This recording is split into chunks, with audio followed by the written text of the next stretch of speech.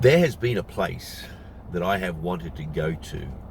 As soon as I started looking further afield than my backyard for places to film the walk in the garden, I have wanted to go to this place.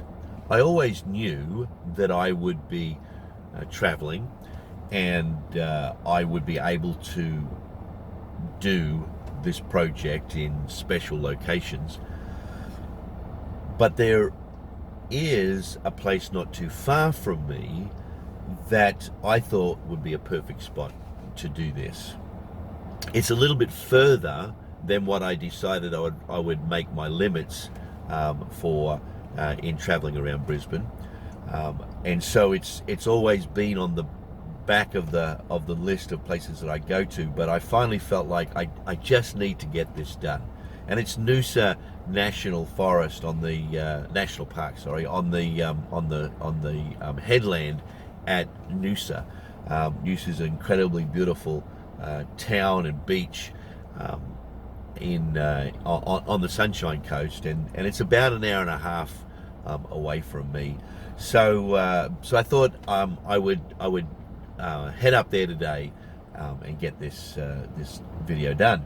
Long story short, I'm headed up to Noosa today, and I'm really looking forward to it.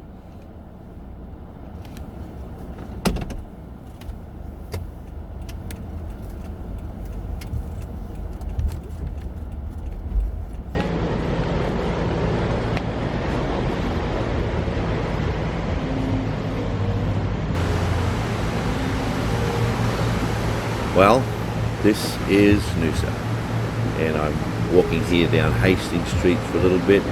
This is the main road that runs along beside the beach, or main street, and it has lots of restaurants and souvenir shops and beach type shops everywhere, and you can hear the surf in the background.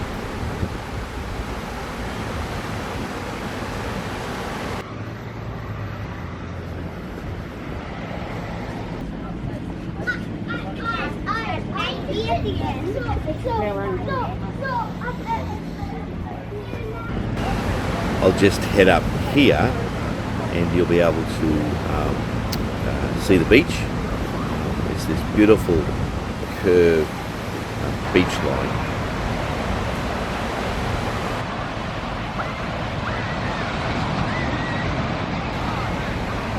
You can see the headlands off there to the right, and the walk along beside them, which is where I'm going to go.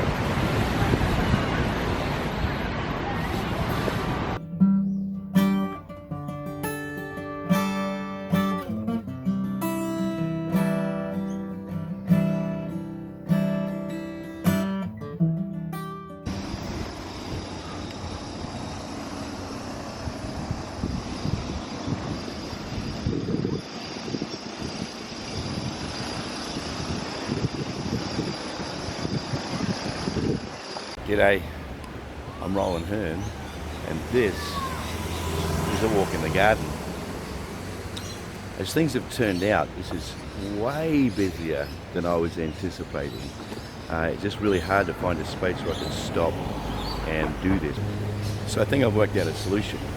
I'm going to head back to the car and I'm going to show you the images that I've taken while I do the walk in the garden. Well, okay, here's the plan. Finding a quiet spot to video was just impossible. There was always people walking past, talking, interrupting, and it just became impossible. Even the little bit where I did the intro took me a major amount of time to try and find a piece in between crowds walking to get that video. So what I'm going to do is I'm just going to start sharing what's on my heart today, and I'll place over the top the videos that I was able to take of the actual beautiful scenery. It's spectacularly beautiful, Noosa.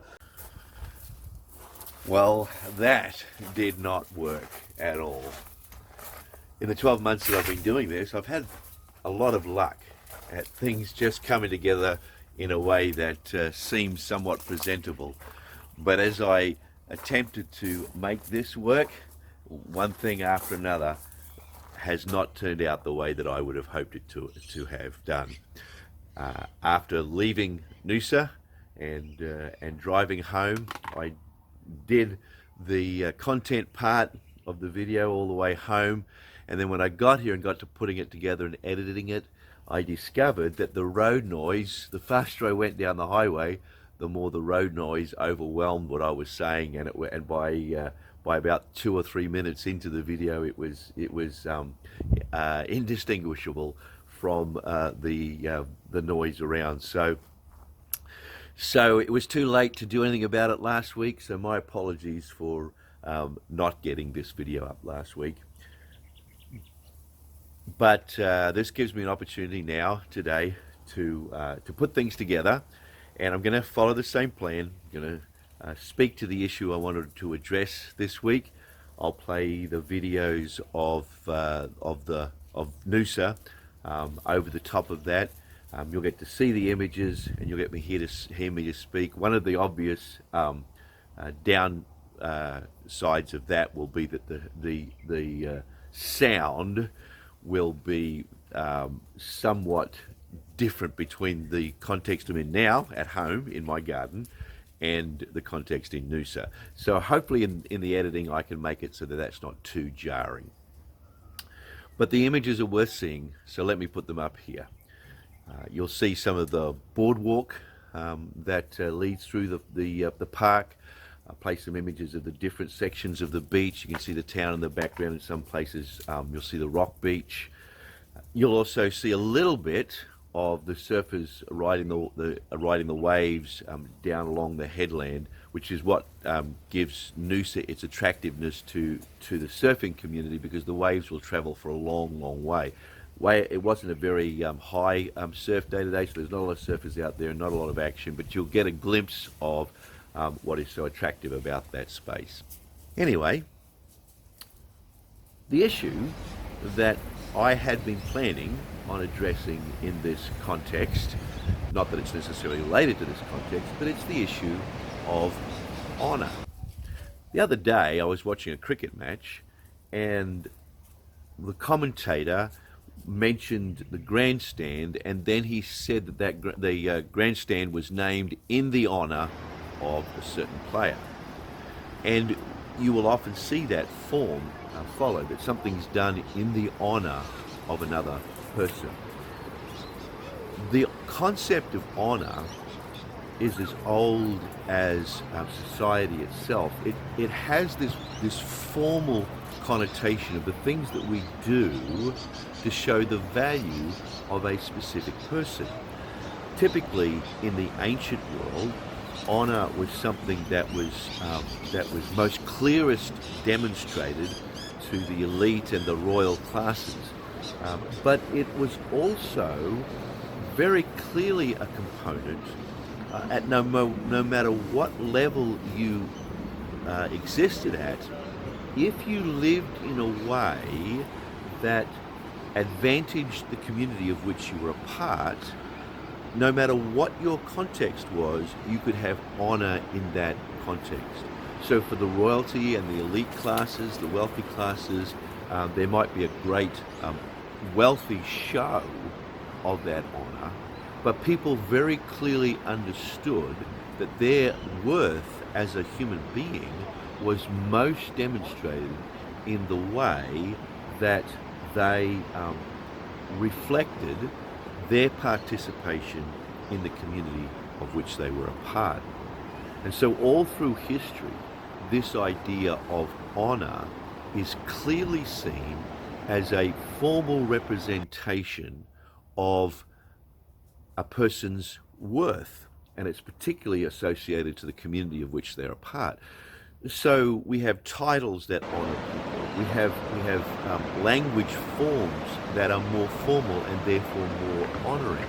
A lot of pomp and ceremony that goes around with specific events. It is deliberately designed to honour the person that is the focus of that event. So even a wedding ceremony and even a funeral, it clearly has pieces that are designed to put individuals into the center of people's perspective and show them as valuable individuals in that context. It's a very important concept. That idea of honor represents the fundamental idea of this entire walk in the garden. It's representative of the reality that as individuals, we know that life is meant to represent our value, and that we deeply desire to be in those contexts that display honor for us. To have people honor us gives us a great warm feeling. Even people that are quiet, perhaps shy, that they say they don't want to be up the front, will appreciate being honored. I had a friend that used to say that his father wanted to be the groom at every wedding and the body at every funeral. He so much valued being in that space of public honor, which was kind of a cute way of saying that. The opposite of that also reflects on this journey that we've been on, where you find honor being a very strong cultural value. You'll find shame being equally strong and desired to be avoided. So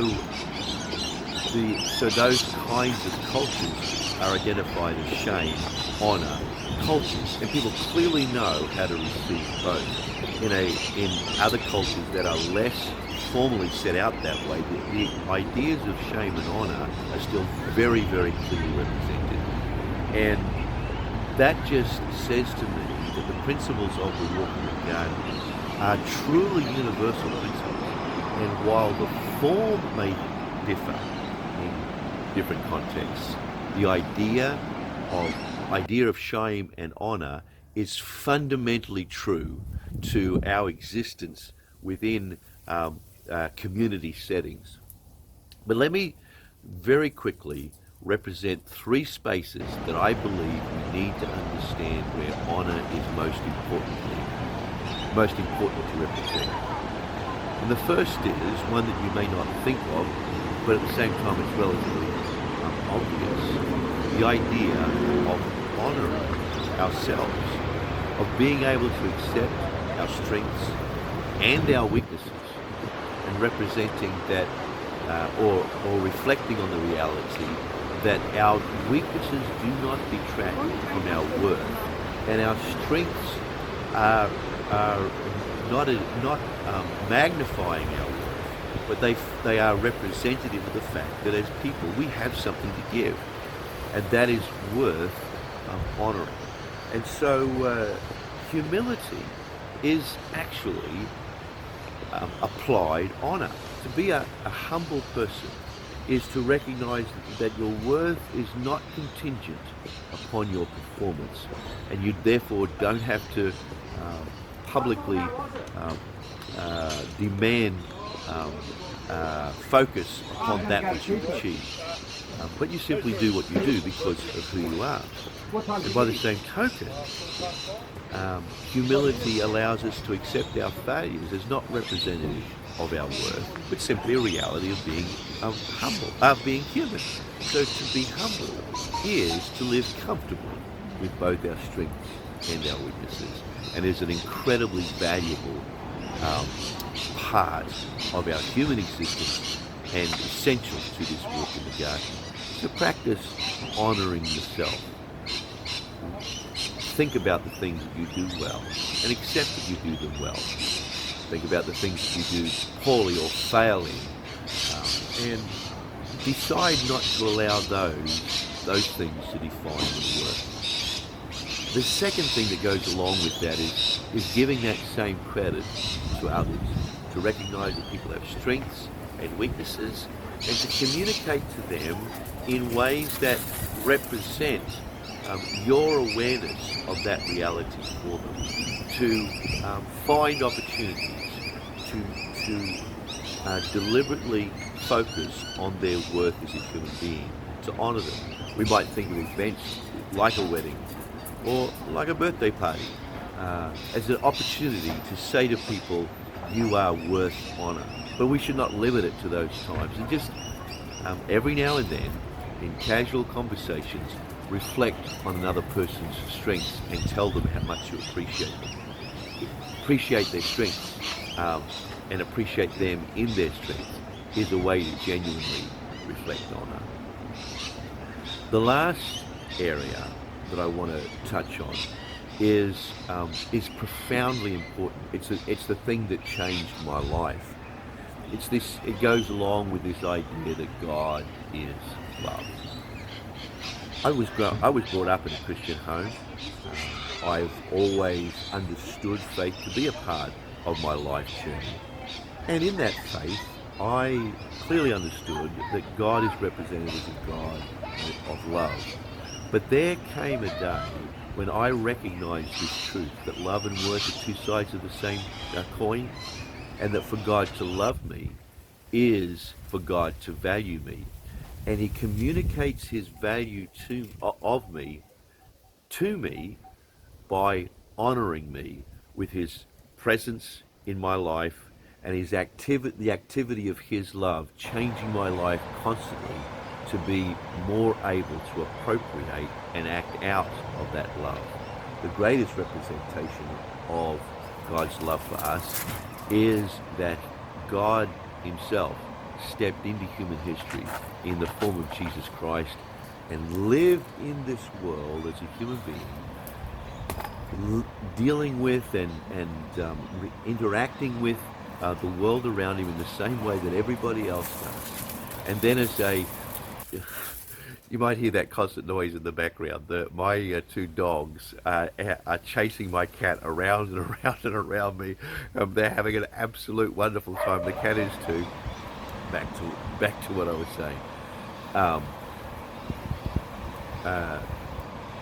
The representation of God's love for us in Jesus Christ is, in truth, the reality of his representing our value to him and honoring us with his presence in the world. His death and his resurrection are as a result of the human struggle. What came upon Jesus was the result of the human struggle, and in fact it is deeply ingrained in the story of human shame and the struggle to try and appropriate honor. We have no need to appropriate honor for ourselves when we rest in the truth that God loves us, and that love means that he values us, and the fact that he values us is represented in the truth that he honors us.